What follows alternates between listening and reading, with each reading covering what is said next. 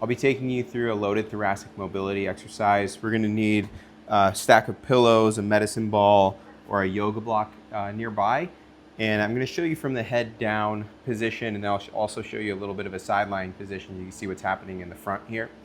I'll probably remove my shirt so you have a better understanding as to what my rib cage looks like relative to my pelvis. We'll need a little bit of weight. I'm going to be using a 10-pound kettlebell here. It's not about how much weight you're using, it's more about how we're facilitating motion through our body and controlling the load. I'm going to lay on my side. I'm going to take this block and I want to rest my top leg on top of the block. I'm trying to think that I'm stacking my pelvis, so this hip is directly on top of the other hip.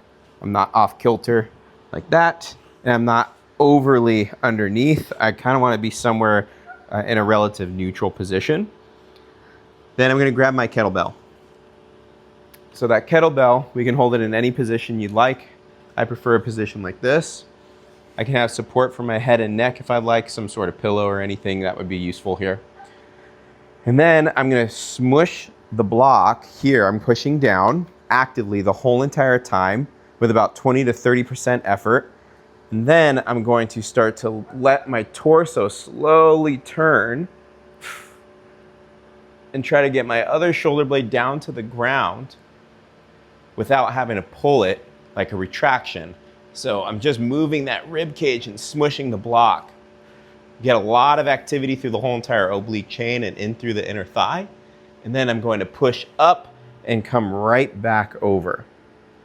And I'm going to slowly repeat that, nice and slow, so we get that nice eccentric breathing. Once you feel like that block is compromised, you can go ahead and come back up. You'll feel like your leg wants to really lift off of it. Okay, so I want to show you that front side position here.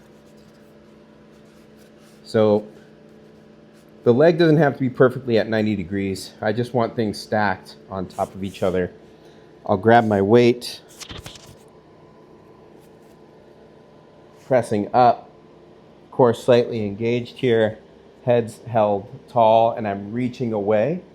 And then I will rotate nice and slow, still pinning my leg against the block there.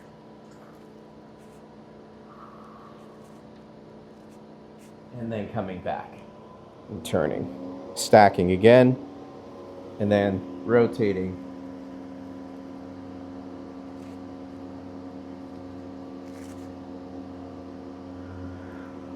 You're allowed to get a little leverage here with that bottom arm if you want to push off of the arm as we're rotating to kind of push you into a deeper range. We're just not trying to push into pain.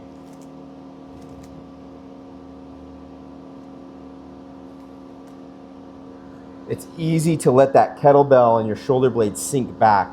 We want to be pressing the whole time, and it's okay to correct that motion.